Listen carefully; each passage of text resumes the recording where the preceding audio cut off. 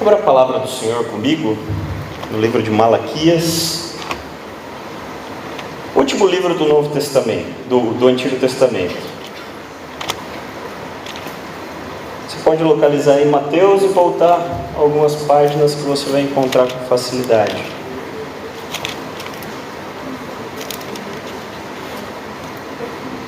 Malaquias. Nós vamos ler o último versículo do capítulo 2 e vamos dar sequência no capítulo 3 até o verso 5.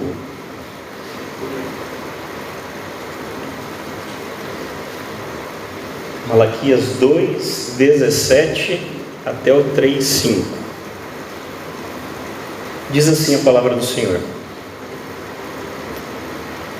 Vocês têm cansado, Senhor, com as suas palavras. Como temos cansado? Vocês ainda perguntam? Quando dizem, todos os que fazem o mal são bons aos olhos do Senhor, e Ele se agrada deles. E também quando pergunta, onde está o Deus da justiça? Vejam, eu enviarei o meu mensageiro, que preparará o caminho diante de mim. E então de repente, o Senhor que vocês buscam virá para o seu templo. O mensageiro da aliança, aquele que vocês desejam, virá, diz o Senhor dos exércitos. Mas quem suportará o dia da sua vinda? Quem ficará em pé quando ele aparecer? Porque ele será como o fogo do ourives e como o sabão do lavandeiro. Ele se assentará como um refinador e purificador da prata, purificará os levitas e os refinará como ouro e prata. Assim trarão ao Senhor ofertas com justiça. Então as ofertas de Judá e de Jerusalém serão agradáveis ao Senhor, como nos dias passados, como nos tempos antigos. Eu virei a vocês trazendo juízo.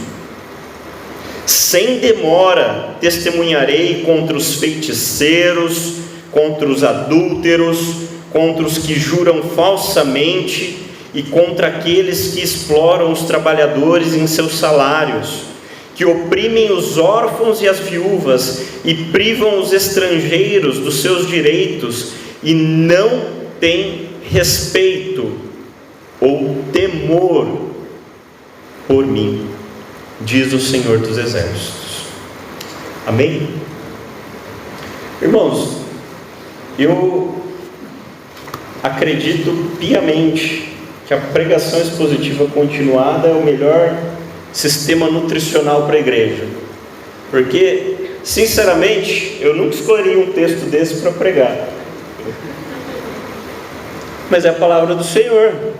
Então, o Senhor fala conosco através de toda a palavra, e que bênção poder ouvir a palavra toda de Deus, não selecionar aquilo que a gente gosta, né?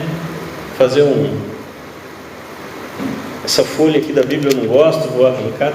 Tem alguns teólogos que fazem isso, infelizmente, mas nós não.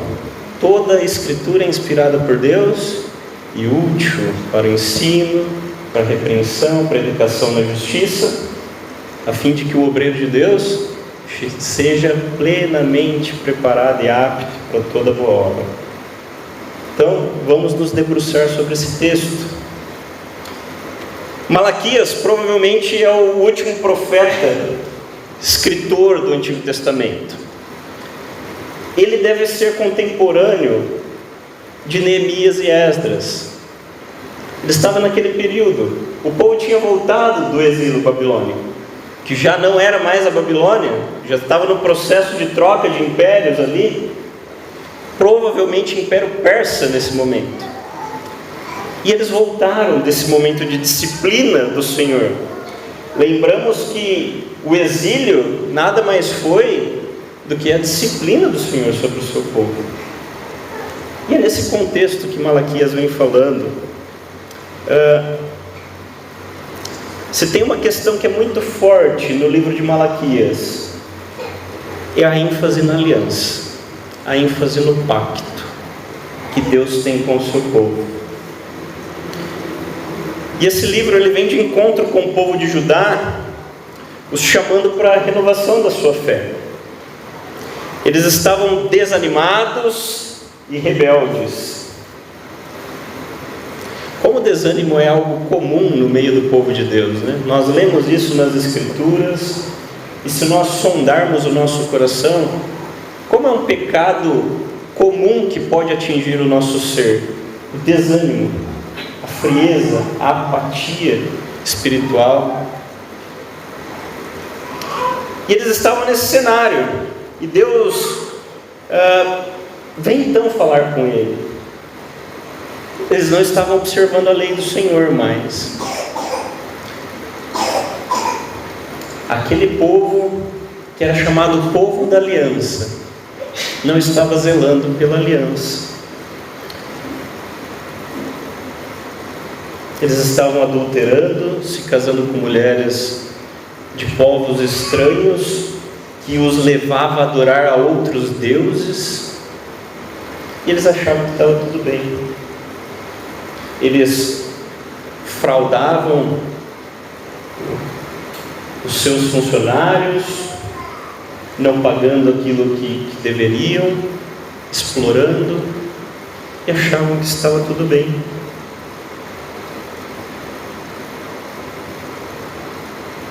Vivendo uma fé fingida, irmãos. Eles iam ao templo.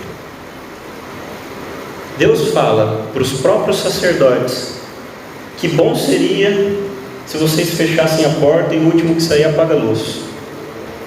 Deus falou isso para eles. Uma fé fingida, uma religiosidade morta, um culto sem um coração sincero, sem um coração íntegro, sem um coração grato a Deus. Um culto por religiosidade, por cumprimento de tabela. Esse é o cenário de Malaquias. Talvez você esteja assim nessa noite. Talvez a sua vida com Deus tenha se resumido em vir aqui aos domingos de vez em quando, e ficar em pé durante as músicas, se sentar para ouvir a pregação, mexendo no WhatsApp, vendo o resultado do jogo do seu time do coração, olhando para o relógio, vendo cada segundo passar, porque não espera, não vê a hora disso aqui acabar. Religiosidade. Não fazia sentido o culto para eles. Cumprimento de tabela. Talvez para você vir no culto é uma penitência, é uma perspectiva católica de infusão de graça, assim como a missa. Talvez seja isso. Talvez alguns aqui nessa noite possam vir por tradição de família. E daí tanto faz, vir ou não vir, quando der a gente vai, quando não der a gente não vai. É só uma tradição, é muito bom. Não tem programas bons de televisão no domingo à noite, é sempre aquelas mesmas coisas. Então, depois a gente vê as rodadas ali dos melhores lances do futebol e está tudo certo. Ficamos atualizados quanto às notícias. Outros ainda talvez pensem: se sobrar tempo depois do meu lazer, ou se der depois de eu terminar os meus estudos que eu tenho, e o meu trabalho que eu tenho, se sobrar alguma coisa, daí eu vou para a igreja, eu vou louvar ao Senhor, vou cultuar com os meus irmãos, vou, melhor dizendo, assistir o culto. Isso é terrível. Vir assistir o culto. Você não vem assistir o culto, você vem prestar um culto ao Senhor. Nosso culto é ativo a Deus, não é passivo. Nós aqui na frente não somos estrelas musicais, somos cooperadores para que a igreja possa cantar ao Senhor. A pregação não é um cumprimento de tabela que precisamos ter isso todo domingo. Não, é Deus falando com a sua igreja. Eu creio, irmãos, no poder da pregação, que Deus fala com o seu povo através da pregação. Nem sempre fala o que a gente quer ouvir, né? Mas Deus fala.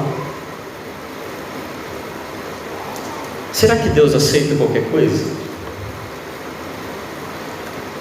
Será que Ele se agrada de destinarmos o resto, a sobra, para Ele? Será que estamos buscando em primeiro lugar o reino de Deus e a sua justiça, quando não damos importância ao culto? Será que nossos dízimos e ofertas são aceitos por Deus, quando nosso coração não está nele, se alegrando pela providência que Ele dá a nós, a cada dia? O que está por trás dessas atitudes nossas, desse coração nosso? O que estava por trás do coração do povo de Judá para entregar ofertas meia boca para o Senhor?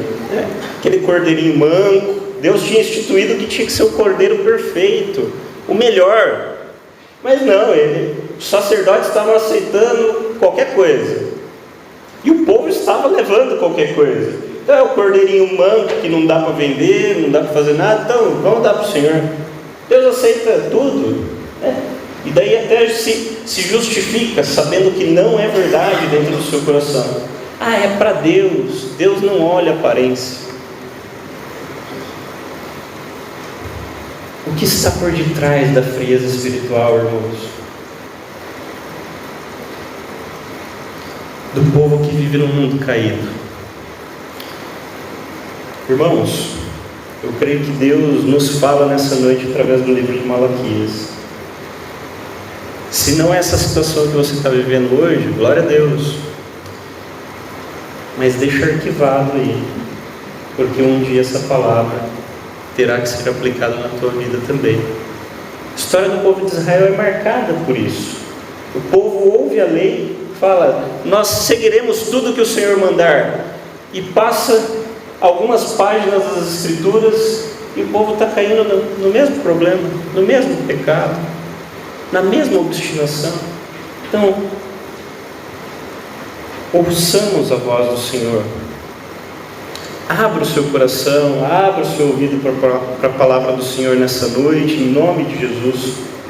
Ainda que seja dura, muitas vezes, a palavra para nós, mas nós precisamos confiar na soberania, na bondade, na justiça de Deus e descansar esperançosamente nele. E por isso, o título da nossa mensagem nessa noite é o caráter do Deus justo que nós cultuamos. O caráter do Deus justo que nós cultuamos. Ou se você quiser inverter o adjetivo, o caráter justo do Deus que nós cultuamos. Deus é justo, e nós vamos ver isso aqui no texto das Escrituras nesta noite. Verso 17 do capítulo 2 diz assim: vocês têm cansado o Senhor com as suas palavras. O profeta falando para o povo. Imagina você sendo exortado pelo profeta. O profeta era a voz de Deus ao povo, diretamente ao povo, e Deus chega aqui diante de nós nessa noite e fala: profeta, vocês têm cansado o Senhor com as suas palavras. Que palavra dura, né? Por isso que começa lá no capítulo 1 falando massá, profecia de peso, né? Deus dando uma sentença ao povo de Israel, mas não é uma sentença de morte, irmãos, mas é uma chamada de atenção, porque Deus corrige ao filho que Ele ama. É assim que diz a palavra do Senhor. E o profeta fala isso como boca de Deus: vocês têm cansado ao Senhor com as suas palavras. E daí o povo responde: como o temos cansado? O que nós estamos fazendo que nós temos cansado o Senhor? O que nós estamos falando? Como se eles não soubessem de nada. E Deus ainda responde: vocês ainda perguntam, quando dizem: todos os que fazem maus são bons aos olhos do Senhor, e Ele se agrada deles. E também quando perguntam: aonde está o Deus da justiça? Irmãos, imagina um filho que sempre pensa ter a razão, um filho adolescente, que sempre pensa ter a razão. Tudo que o papai e a mamãe falam estão errados, ele é o dono da razão, ele está certo. Ele responde de maneira dissimulada, ele bate o pé, ele faz birra, não respeita a ordem dada pelos seus pais, ele não é grato pelo alimento colocado na mesa com o suor do trabalho do papai, pela provisão de Deus. Ele não é grato pelas roupas limpinhas e passadinhas que a mamãe deixa no guarda-roupa, empilhadinhas, dobradinhas ali.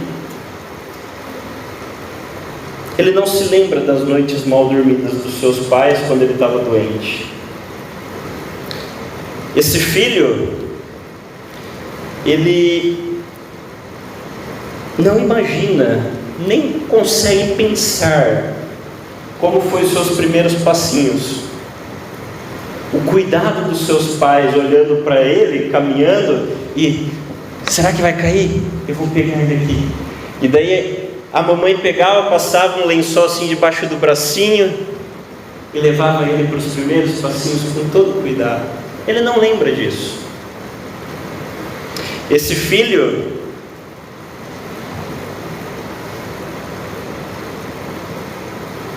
é um resmungão, é um ingrato. Esse filho não cumpre as suas obrigações de honrar seus pais. E pior ainda, ele acredita estar no direito de ofender a dignidade e o caráter dos seus pais, dizendo que os seus pais são injustos e são negligentes com ele. Pior de tudo, esse filho está tão acostumado a reclamar que ele nem percebe que ele faz isso todos os dias. E o quanto ele desagrada os seus pais com isso. O que você faria com esse filho?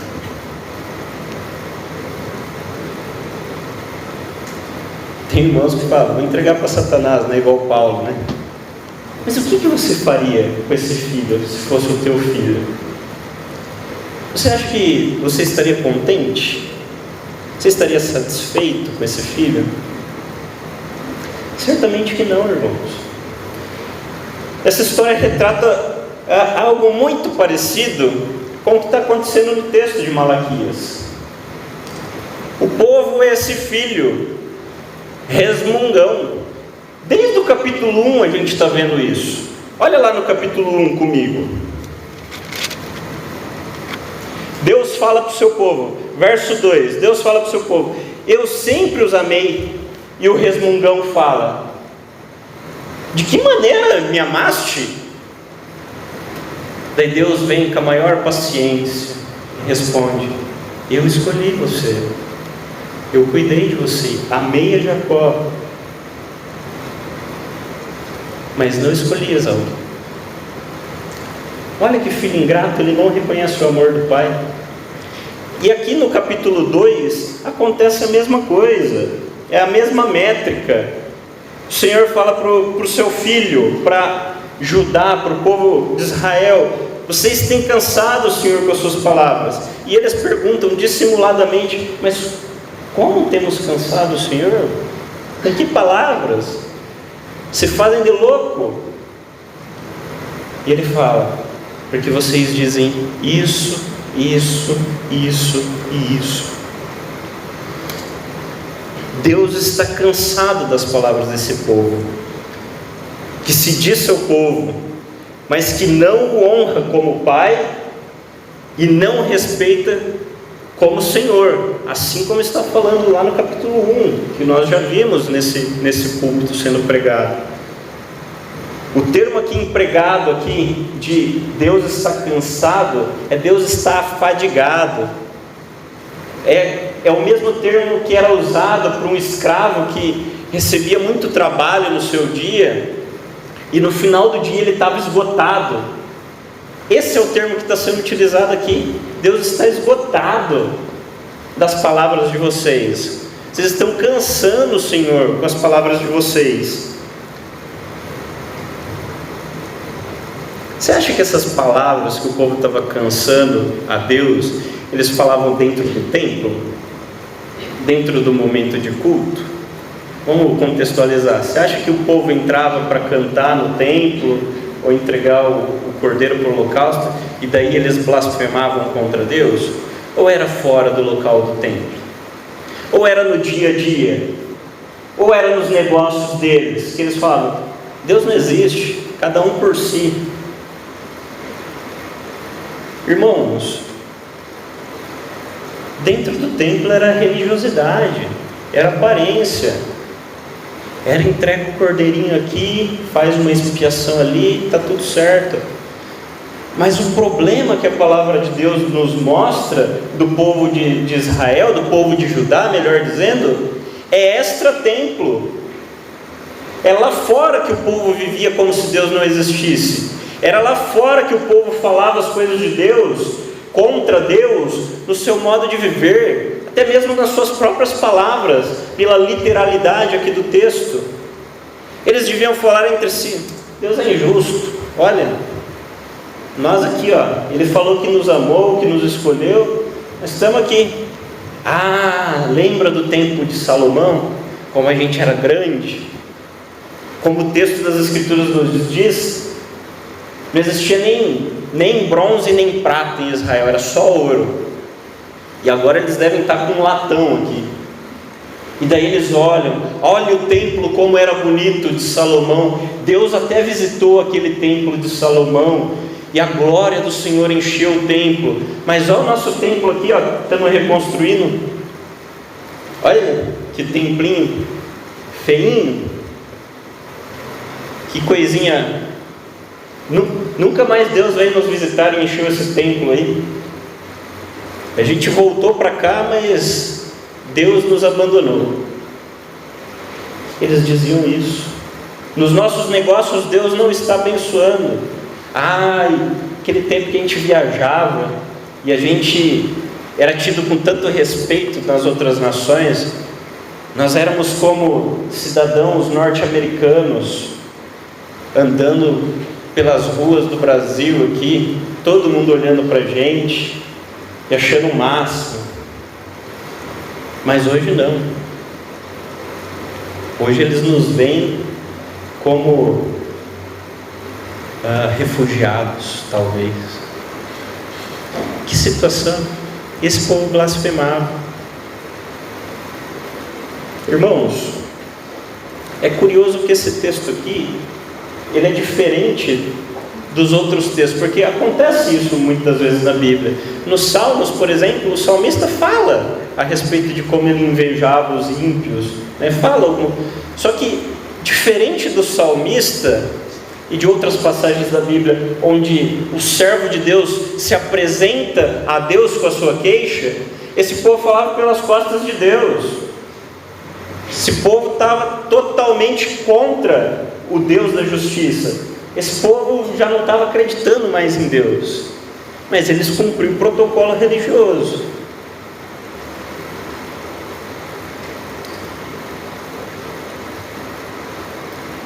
Aqueles que se dizem povo da aliança têm cansado a Deus. Será que nos nossos dias, aqueles que se dizem igreja têm cansado o Senhor também com as suas palavras? Será que nós temos cansado o Senhor com as nossas palavras?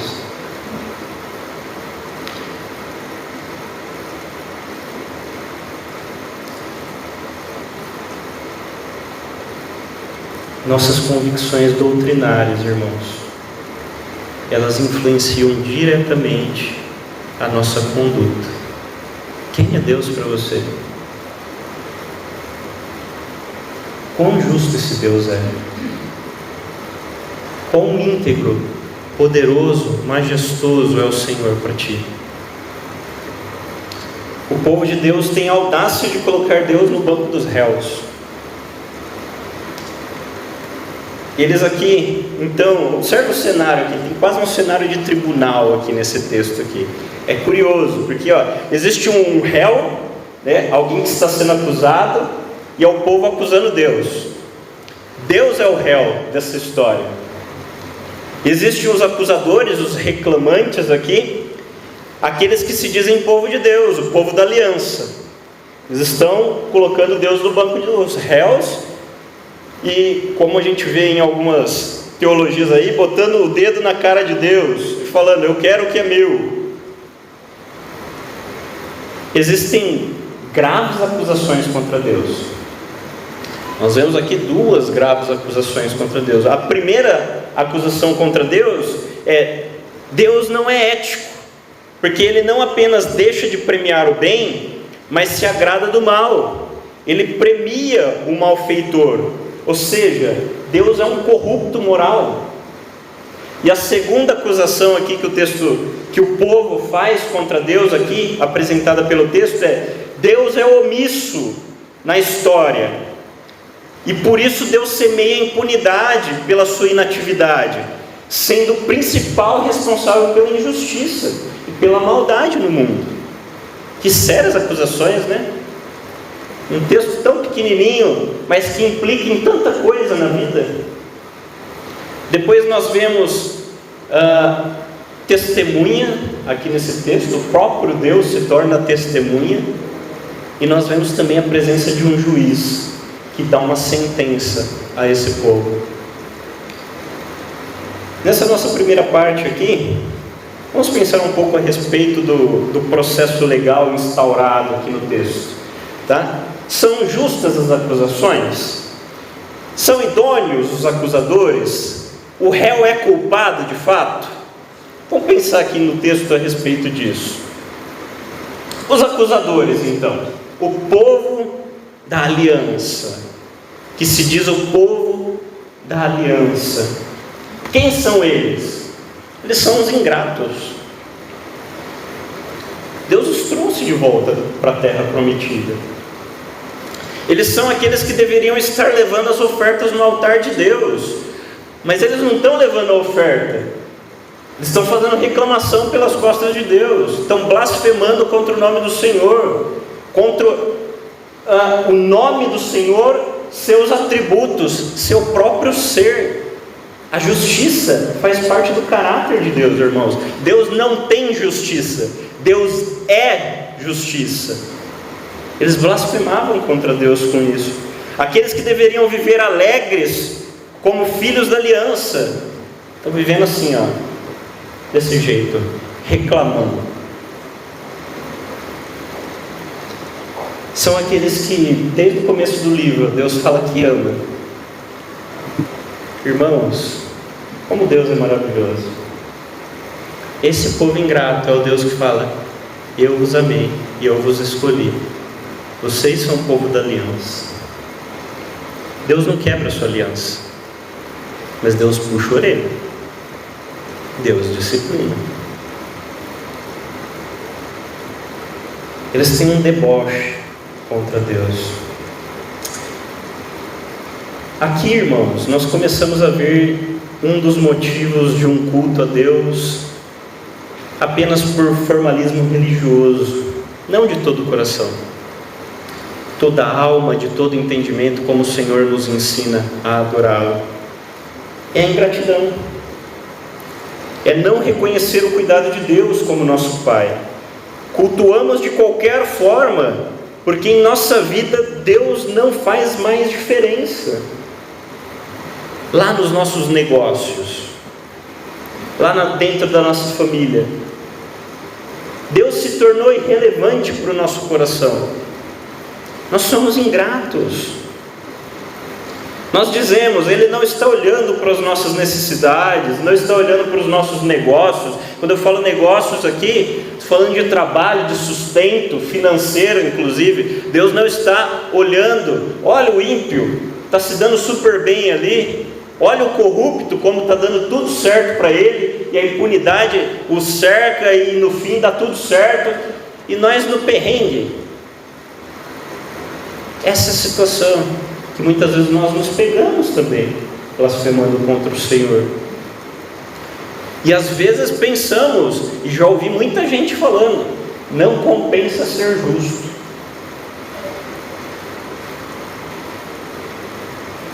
Compensa ser esperto.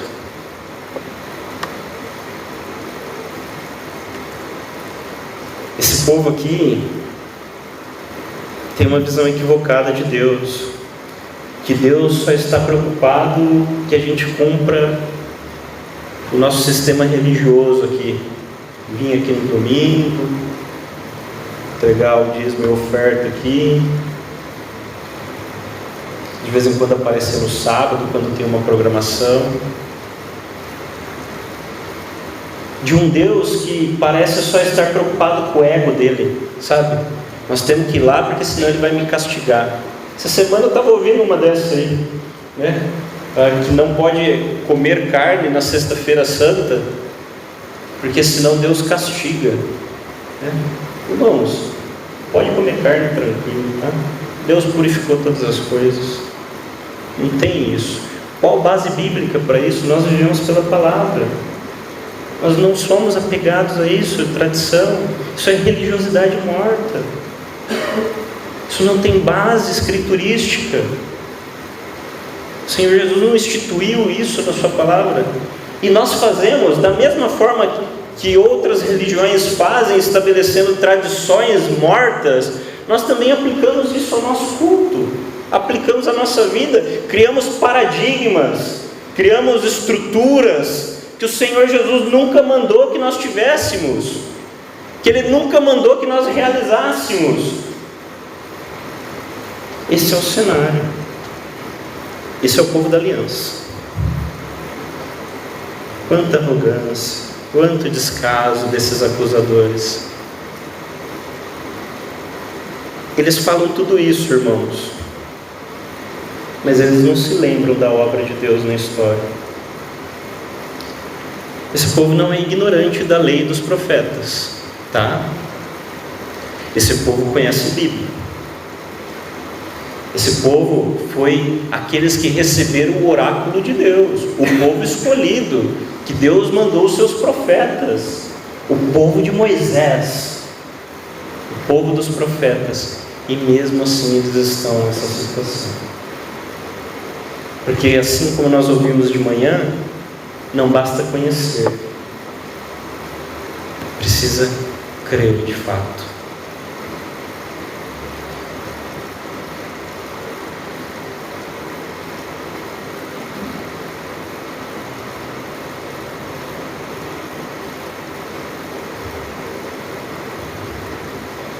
Hoje nós temos várias opções de igreja, tem quase um self-service de igrejas, para atender os gostos mais variados das pessoas, porque as pessoas não estão preocupadas em dar a Deus um culto que o agrade, mas de estar num lugar que eles se sintam bem e recebam aquilo que eles querem se alimentar. Eu não gostaria de estar sentado aí nessa noite ouvindo uma palavra dessa, nem de ter estudado esse texto, mas é a palavra de Deus,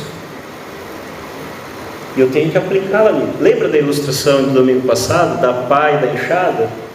Que vontade de pegar a pá nesse texto, irmãos, e jogar para o irmão do lado. Mas pega a enxada, puxe para ti esse texto. Nós corremos esse risco. Deus está cansado desses ingratos, cansado de ser desonrado. É interessante que esses ingratos ainda perguntam: em que temos te cansado? Eles têm essa audácia de falar, mas será que de fato é sincero? Pode ser que seja, pode ser que não é dissimulação, mas isso significa que o coração deles já estava cauterizado, eles já não conseguiam mais ter sensibilidade quanto ao pecado, eles não conseguiam mais ver que eles estavam desagradando a Deus, que eles estavam blasfemando contra o Senhor, que o povo da aliança não estava guardando os requisitos da aliança, mas estava questionando aquele que mantém a sua aliança por amor a eles. Irmãos, quão sério é isso? Quão triste é esse cenário? E Deus ainda tem misericórdia desse povo. Glória a Deus por isso. Louvado seja o nome do Senhor por isso. Eles não têm consciência do seu pecado. Eles não só pecam, mas eles negam que o fazem. Eles transgredem a lei de Deus e não reconhecem isso. Eles estão equivocados. Os acusadores de Deus estão equivocados. Vou repetir: os acusadores de Deus estão equivocados. Não sabemos o que eles queriam quando eles falam que Deus não faz justiça. O que eles queriam? Que Deus fizesse um milagre? O Messias político, talvez, que viria libertar o povo e voltar então para o tempo de Salomão, onde eles eram ricos financeiramente. É isso que talvez eles queriam. Eles queriam ser libertos do Império Persa e montar agora o Império de Israel, Império da Igreja. Não quero mais ser perseguido, mas quero estar certo em todas as coisas, em todos os lugares. Irmãos, é isso que a palavra de Deus ensina. A palavra de Deus nunca nos negou e nunca nos ocultou que passaremos dias difíceis, que seremos perseguidos, que nos acharemos diante das autoridades, mas fala que naquele momento nos será dado aquilo que é para ser falado. Esse povo está nessa situação.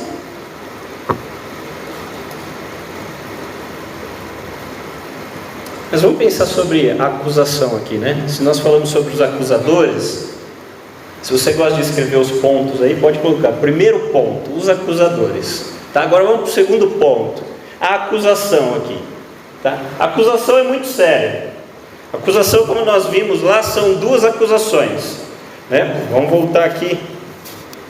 Deus não é ético, pois Ele não apenas deixa de premiar o bem, mas Ele se agrada do mal e premia o malfeitor, ou seja, Deus é um corrupto moral. E segundo, Deus é omisso na história. Deus semeia impunidade por sua inatividade, sendo o principal responsável pela injustiça. Observe que não há nada novo debaixo do sol, tá? A gente já viu isso aqui também nesse púlpito. Não há nada novo debaixo do sol. Olha as situações aqui que eu vou elencar aqui. Novamente nós nos deparamos com o problema do mal. Algumas perguntas que nós ouvimos e muitas vezes nós nos fazemos também. Por que o povo de Deus sofre e os ímpios prosperam? Por que o povo de Deus passa por lutas, por problemas? Por que o crente fica doente? Por que alguém que não teme a Deus tem sucesso e parece que não tem problemas? Eles blasfemam contra Deus e nada acontece com eles. Onde está Deus durante a pandemia? Onde estava Deus nessa tragédia de Blumenau? Porque mães ímpias, imorais e irresponsáveis têm vários filhos, e mulheres que são filhas de Deus são estéreis. Onde está Deus quando somos injustiçados em nosso ambiente de trabalho, ou na escola, na universidade, por causa da nossa fé? Onde está a prova de que existe a mão divina dirigindo os nossos negócios humanos? Onde está Deus? Se Ele existe e é realmente santo e justo, por que estamos vivendo nessa realidade?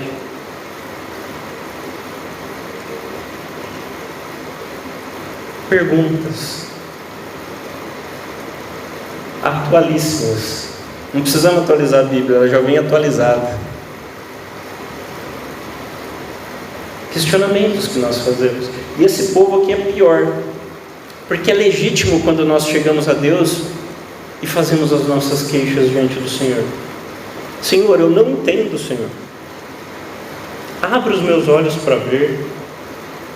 Me dá capacidade para crer. Mas esse povo, ele não chegava para Deus para falar. Esse povo não considerava Deus nos seus planos e na sua vida. Era só rito religioso. Onde está a justiça nisso? Deus premia os ímpios. Deus Deus se agrada de ver o mal crescer? Esses irmãos que fazem essa acusação, eles não se lembram nem da história do povo de Israel. Aqui a gente está falando do povo da aliança, o povo que recebeu a lei e os profetas. Se eles voltassem um pouquinho, eles vão lembrar, né? E o dilúvio? Deus não exerceu o juízo? Deus exerceu o juízo. A maldade do povo chegou ao limite. Deus, o texto fala de uma figura humana, né? Antropomorfismo, que Deus se arrependeu de ter criado o homem.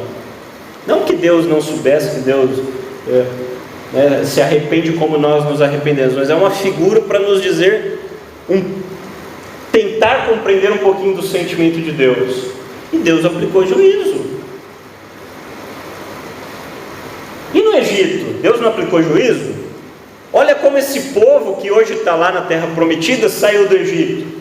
Deus veio com as 10 pragas, a última praga inclusive de morte contra os primogênitos dos homens e dos animais. Deus fez juízo. Você se lembra no deserto, quando aconteceu aquela situação de alguns se levantarem contra o sacerdócio araônico, né, da casa de Corá, e Deus aplicou juízo? O texto bíblico nos diz que a terra abriu a sua boca e Corá e toda a sua família foram engolidos. Deus aplicou juízo. Novo Testamento, você se lembra de Ananias e Safira, que mentiram para o Senhor? Deus aplicou juízo. Irmãos, Deus não está inativo. Deus não está inativo. Vamos continuar o texto? Capítulo 3.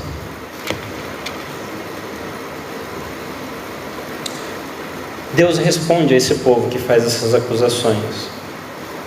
Olha que misericórdia, Deus faz essa tréplica. Esse povo fala tudo isso para Deus, e Deus parece que nem ergue a tonalidade de voz, só fala: vou falar com vocês, vejam, eu enviarei o meu mensageiro, que preparará o caminho diante de mim. E então, de repente, o Senhor que vocês buscam, quem que é o Senhor que vocês buscam? O Senhor da justiça, Tsekenu Yahvé, o Deus justiça nossa, virá para o seu templo. O mensageiro da aliança, ou o anjo do pacto, aquele que vocês desejam, virá, diz o Senhor dos exércitos. Mas quem suportará o dia da sua vinda? Quem ficará em pé quando ele aparecer? Porque ele será como fogo do ourives e como sabão do lavandeiro. Ele se assentará como refinador e purificador da prata. Purificará os levitas e os refinará como ouro e prata. Assim trarão ao Senhor ofertas com justiça. Então as ofertas de Judá, que até agora não são aceitáveis, e de Jerusalém serão agradáveis ao Senhor, como nos dias passados, como nos tempos antigos. Eu virei a vocês trazendo juízo. Sem demora testemunharei contra os feiticeiros, contra os adúlteros, contra os que juram falsamente e contra aqueles que exploram trabalhadores em seus salários e oprimem os órfãos, as viúvas e privam o estrangeiro dos seus direitos, e não tem temor de mim, diz o Senhor dos Exércitos. Então aqui a gente encontra no capítulo 3, Deus em seu amor pactual respondendo ao seu povo, fazendo praticamente aqui a sentença lavrada. O povo questiona ele, Deus está no banco dos réus, mas agora o Senhor Todo-Poderoso se levanta e fala: calma aí, deixa eu sentar aqui no meu trono. Vocês estão achando que eu sou qualquer um? eu sou o Senhor. E Deus senta no seu trono, do lugar de onde Ele nunca saiu, da onde Ele nunca se absteve. Deus não foi no banheiro, sabe, deixou um tempinho lá, o povo desamparado. O Senhor então lavra essa sentença. E Deus fala para o povo assim: fique calmo, fiquem tranquilos, fica frio, povo, eu virei. Não fiquem apavorados, eu estou olhando tudo, está tudo sob controle, eu nunca saí do controle.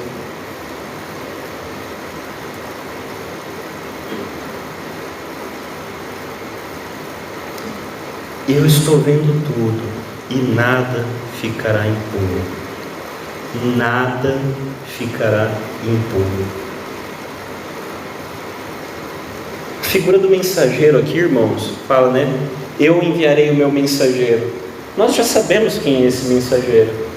Esse mensageiro é aquele que vai à frente para anunciar que o rei está chegando. Aquele que é quase que um diplomata, que vai no país aonde o presidente vai para organizar todas as coisas da recepção.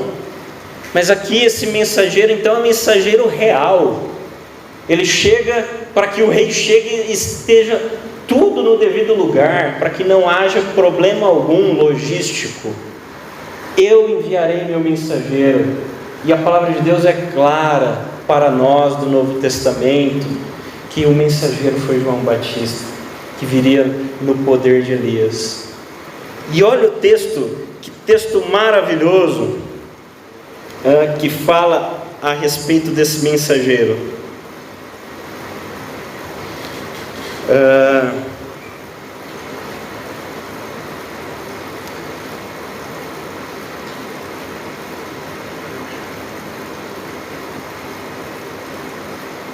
Acredito que é Isaías 40, irmãos. Deixa eu dar uma olhadinha aqui. Me falhou aqui.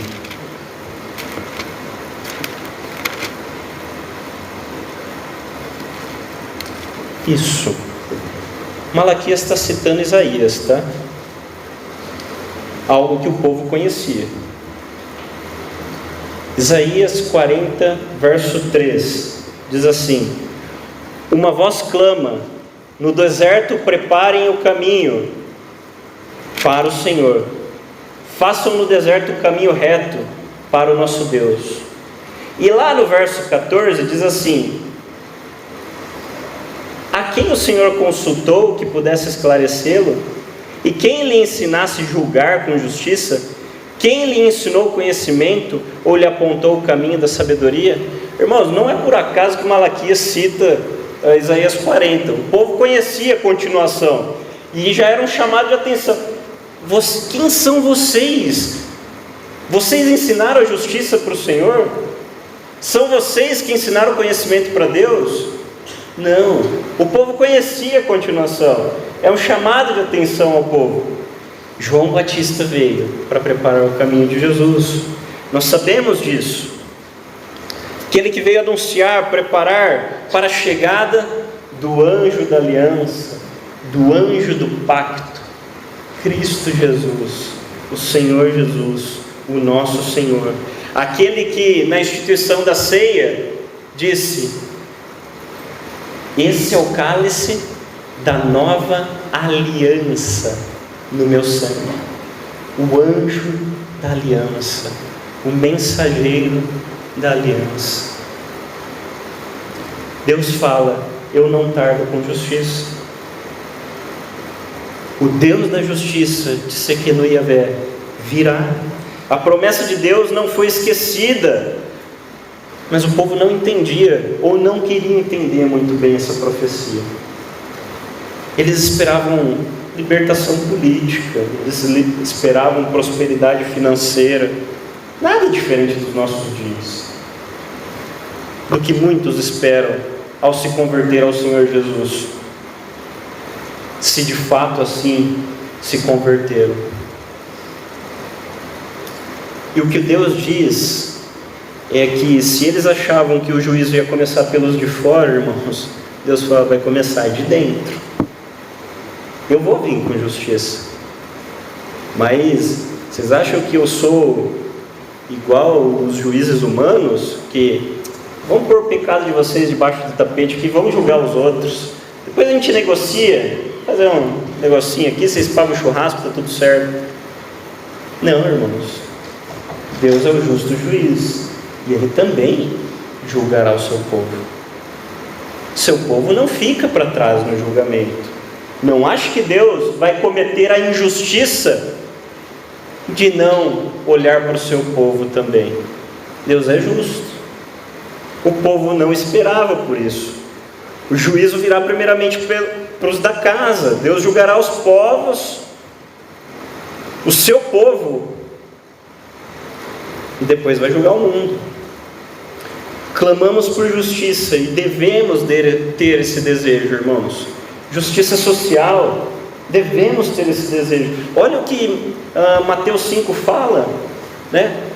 Bem-aventurados aqueles que clamam por justiça, que serão fartos. Tem fome e sede de justiça, porque serão fartos, serão saciados.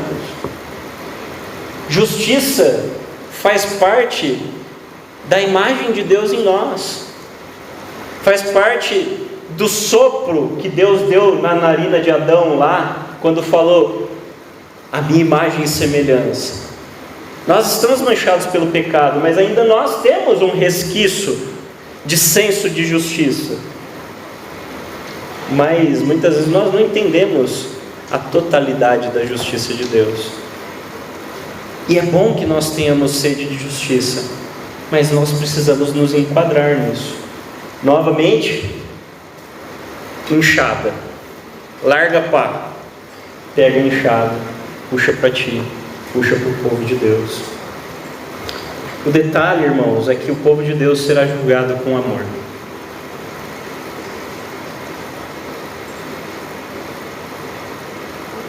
Assim como o ourives, aquele que trabalha com ouro, ele ferve esse ouro, ele põe esse ouro em modo de fusão ali a altas temperaturas, para que toda impureza seja queimada ali, para que esse ouro fique mais puro.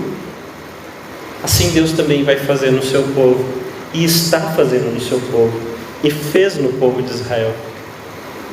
Esse povo não estava entendendo, mas Deus já estava os purificando. Muitas vezes, irmãos, as dificuldades da nossa vida é Deus nos lapidando, é o ourives apurando o ouro. E daí o texto continua, fala sobre o lavandeiro, né? Deus limpa o nosso exterior também. Deus passa o sabão, a gente canta musiquinha de criança, né? O sabão lava o meu rostinho. Deus está lavando o nosso coração mesmo, para ficar limpinho, para ficar legal. Os marmanjos. Deus faz isso, irmãos. E o texto continua falando como o ourives também que trabalha com a prata. A prata é um pouco diferente, porque quando você percebe que ela está boa, é quando ela começa a refletir o rosto do ourives. Não é isso que Cristo está fazendo em nós, irmãos? Nos tornando a sua imagem. Isso não é a santificação? Nos tornar a imagem de Cristo? Deus tem nos apurado. Não é à toa que Tiago nos diz lá no capítulo 1, abra sua Bíblia, Tiago capítulo 1,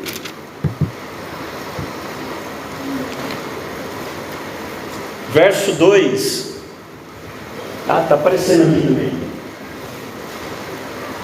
Meus irmãos, considerem motivo de grande alegria o fato de passarem por diversas provações, porque vocês sabem que a prova da vossa fé produz perseverança, e a perseverança deve ter ação completa, a fim de que vocês sejam maduros e íntegros, sem lhes faltar coisa alguma. Ó Deus trabalhando em nós. Deus trabalha no seu povo. Deus aplica a justiça do seu povo, só que é uma justiça de amor.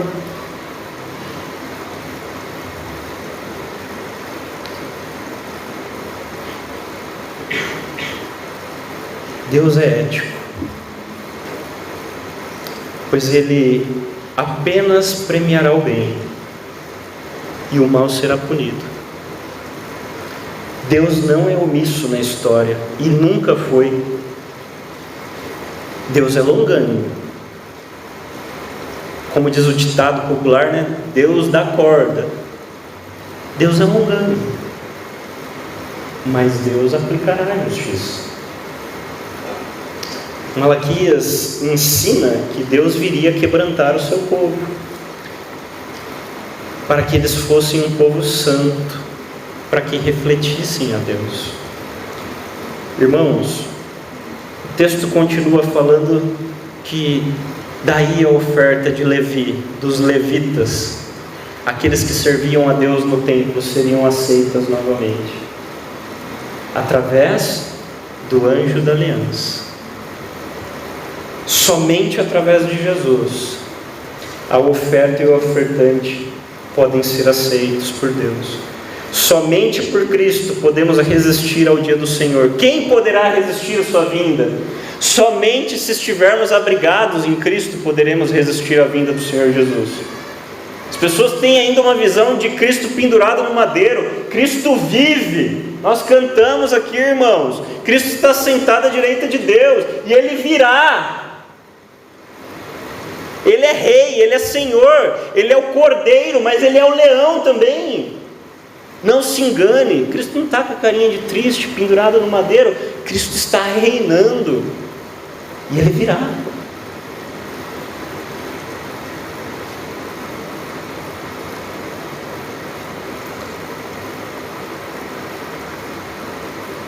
Ele tem nos aperfeiçoado. Se você faz parte do povo escolhido de Deus, você é um eleito, Ele te ama, e se necessário for, Ele te disciplinará, para que você se volte para Ele e seja santificado. Por que continuarmos como crianças mimadas? Por que continuar como um filho resmungão diante do Senhor? Por que não dar a honra devida ao nome de Deus no todo o nosso viver? Gostamos de disciplina? Somos masoquistas? Masoquistas espirituais? Não precisamos disso, irmãos. Precisamos entender o caráter de Deus. Por que cansar a Deus com as nossas acusações injustas e infundadas? Conheçamos o Senhor Jesus e o adoremos, porque Ele é a nossa justiça. Ele assumiu sobre si a culpa do nosso pecado. Louvado seja o Senhor Jesus. Louvado seja Deus. Deus veio. O texto é claro em dizer que Deus viria, né? Deus veio. Cristo Jesus é Deus, é Senhor. Ele veio para assumir a culpa do nosso pecado. Mas as profecias bíblicas muitas vezes têm duplo e até triplo cumprimento. O Senhor Jesus veio nessa primeira vinda para tornar as ofertas de Levi aceitas, mas o Senhor ainda voltará para cumprir o final dessa profecia aqui, de juízo contra os feiticeiros. Conte-se uma história para você ficar acordado agora. Já estou indo para o final aqui, mas precisamos trabalhar o texto bíblico como ele merece. Então tenha paciência, ouça a palavra do Senhor com paciência e com misericórdia da minha vida também. Conta-se uma história de uma família que estava viajando numa carruagem. Pensa num cenário assim, de um cerrado, onde tem aquelas gramas todas sequinhas. Mas não era no Brasil, e eu não sei como que se chama esse bioma em outros países, né? Mas era naquilo ali, e eles caminhavam naquela carruagem ali, obviamente muito mais lento que um carro, quando de repente aquele pai da família avistou bem de longe o fogo vindo, consumindo toda aquela grama seca. E o fogo, irmãos, estava vindo com toda a fúria, porque o vento estava vindo contra o lugar onde eles estavam. Ele vinha numa velocidade bem acelerada. Então aquele pai para a carruagem, contra, obviamente, a vontade dos seus filhos e de sua esposa. E ele então pega seu fósforo, acende uma tocha e começa a queimar um círculo assim, de grama, onde eles estavam, cerca de 7 metros a 10 metros de circunferência. E ele queima esse lugar assim. E a mulher dele, quando começa a ver aquilo, entra em desespero. O que você está fazendo? Você está querendo matar nós antes da hora? E então ele quieto queimou aquilo ali. E depois de queimado, então ele colocou a carruagem bem no centro desse círculo de fogo, aonde já tinha sido queimado tudo. Então o fogo veio, irmãos, e eles foram preservados, porque aonde o fogo já queimou, ele não queima duas vezes. Irmãos, nosso círculo é Jesus Cristo. O fogo da ira de Deus, o cálice da ira de Deus já caiu sobre ele. Nós estamos guardados no Senhor Jesus. Mas ai daqueles que não estiverem no centro desse círculo. O fogo virá, irmãos. Isso é certo. Cristo é nosso círculo seguro.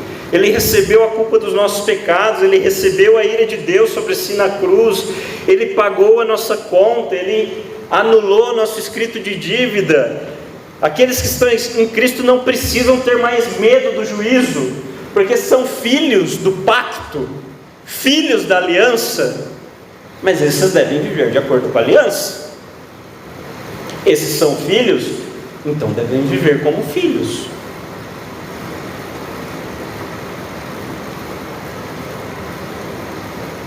Nesse texto, o juiz também é testemunha.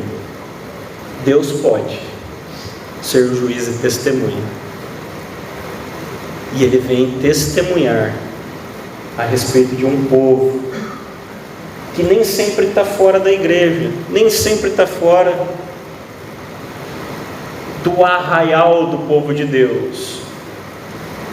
E Ele fala que o Senhor Jesus virá. Observe que no meio do povo de Deus, Deus condena pecados graves, verso 5 em diante. Eu virei a vocês trazendo juízo. Sem demora testemunharei contra os feiticeiros. Quem que são os feiticeiros? Aqueles que buscam as coisas ocultas, que buscam horóscopo, cartomante, médium, ocultismo, vão atrás de benzedeira e toda sorte de práticas que invocam os poderes ocultos que não são Deus. Vai procurar outras forças por aí. Deus vai vir. E mais grave ainda que o texto de Samuel, quando Saul então vai lá, oferece um sacrifício que Deus não pediu, Deus fala: será que Deus tem mais prazer em sacrifícios de holocausto do que na obediência? Porque a rebeldia é semelhante à feitiçaria. Olha, que texto forte. Se os irmãos querem anotar, a referência está em 1 Samuel 15, 22 e 23. Deus virá contra os adúlteros. Nesse contexto são aqueles que casam com mulheres de outros povos, que não temem a Deus e que trazem para si a adoração de outros deuses para sua casa. Esses não têm o Senhor em primeiro lugar nas suas vidas. Eles também são aqueles que não dão valor ao casamento.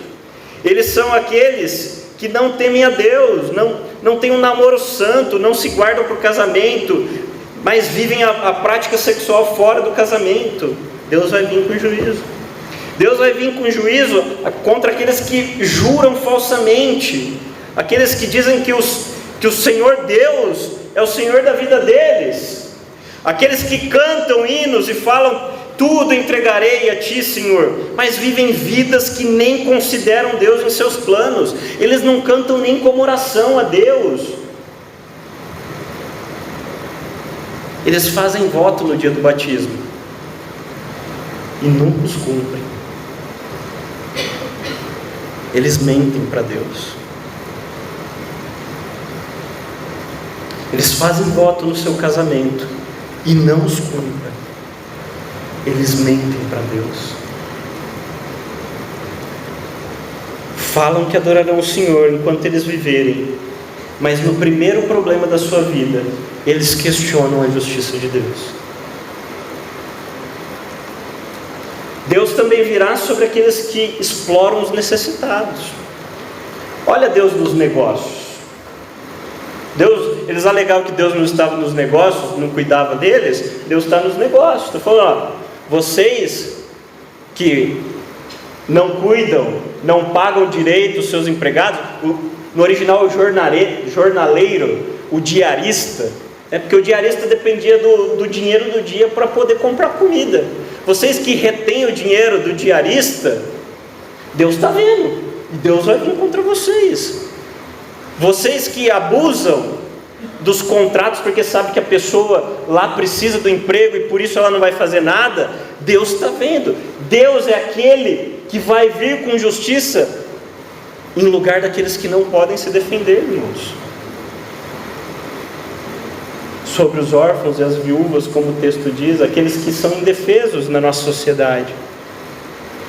Agora, tem gente dentro do povo de Deus que faz isso. Como podemos prestar um culto a Deus digno do Senhor? Como podemos vir aqui e ter uma religiosidade sadia, se nós não tememos a Deus? Se nós oprimimos o próximo, não amamos a Deus acima de todas as coisas, e não amamos o próximo como a nós mesmos, Deus virá sobre esses. A justiça de Deus nos ensina que Ele virá restaurar o seu povo, mas Ele virá condenar os impenitentes, os pecadores obstinados. Ele virá com justiça, uma justiça redentiva para o seu povo, mas punitiva para aqueles que negligenciam e recusam ao Senhor Jesus. Esse é o caráter do Deus justo que nós cultuamos, irmãos.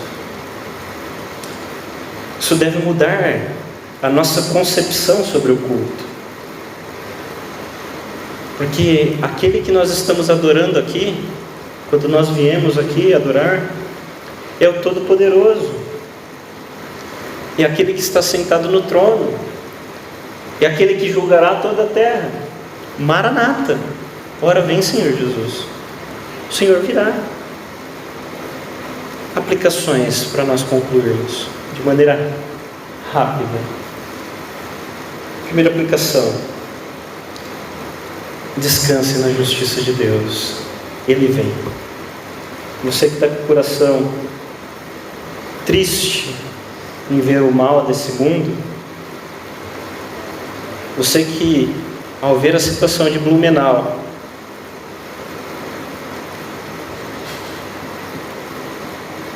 até mesmo se ira sobre a situação, não contra pessoas, mas sobre a maldade que está no mundo, descanse no Senhor. Ele virá. Ele vem. É certo que Ele vem. Segunda aplicação: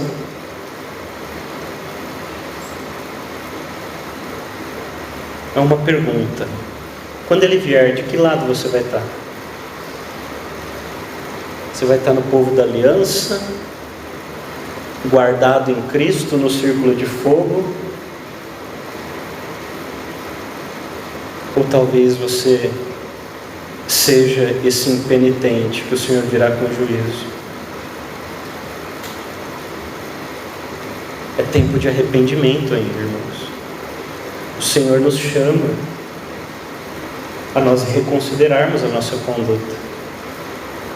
Se temos pecado contra o Senhor em alguma dessas atitudes, temos que clamar misericórdia de Deus, prantear, nos ajoelhar, rasparmos nossos cabelos, colocarmos cinza, panos de saco, nos humilhar diante do Senhor, clamar por misericórdia. O nosso Deus é fogo consumidor, terrível coisa é cair nas mãos do Deus vivo.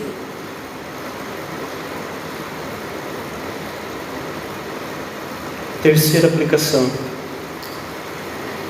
Isso deve também nos motivar a pregar o Evangelho àqueles que não estão em Cristo. Porque naquele dia, irmãos, ninguém vai poder alegar nada diante do Cordeiro, que virá como leão. Devemos pregar o Evangelho. Estamos atrasados já nessa missão. O Senhor está no controle, não tenho sombra de dúvida nisso. Mas e o nosso empenho pessoal? Olhando para o caráter de Deus, como que isso nos move a cultuar ao Senhor e a pregar o Evangelho? Quarta e última aplicação. Nosso culto a Deus deve considerar o seu caráter, havendo temor do Senhor. Que o nosso culto, que o seu culto seja consciente de quem Deus é, do Deus justo. Cultuemos ao Senhor conforme a justiça dele. Vivamos nossa vida cristã na dependência da justiça de Cristo e buscando em primeiro lugar o reino de Deus e a sua justiça. Lembre-se sempre, nossas convicções doutrinárias influenciam nossa conduta de vida. Termino dizendo que não se engane, Jesus dirá. 2 Pedro 3,4 diz o seguinte: o povo dizia: onde está a promessa da sua vinda? Pois desde que os pais morreram, todas as coisas permanecem como desde o princípio da criação. Pois de propósito ignoram que desde a antiguidade, pela palavra de Deus existiram céus e terra, e esta foi tirada da água através da água. Foi pelas águas que o mundo daquela época foi destruído pelo dilúvio.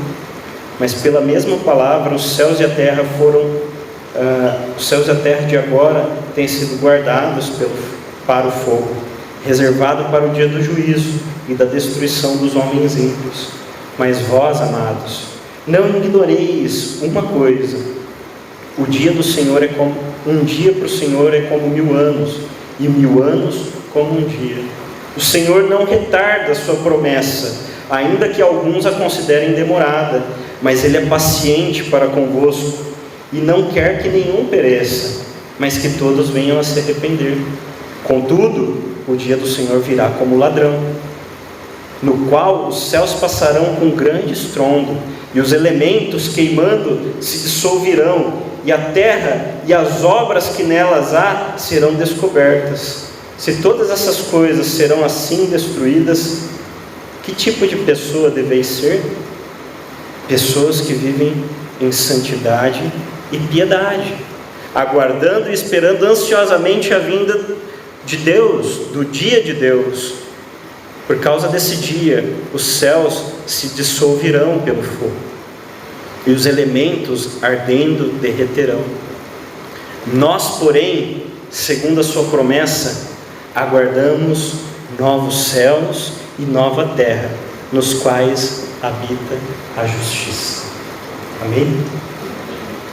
Vamos louvar ao Senhor com uma última música, que em um verso diz: eu te louvarei conforme a tua justiça. Cante esse verso pensando na justiça do Senhor. Amém?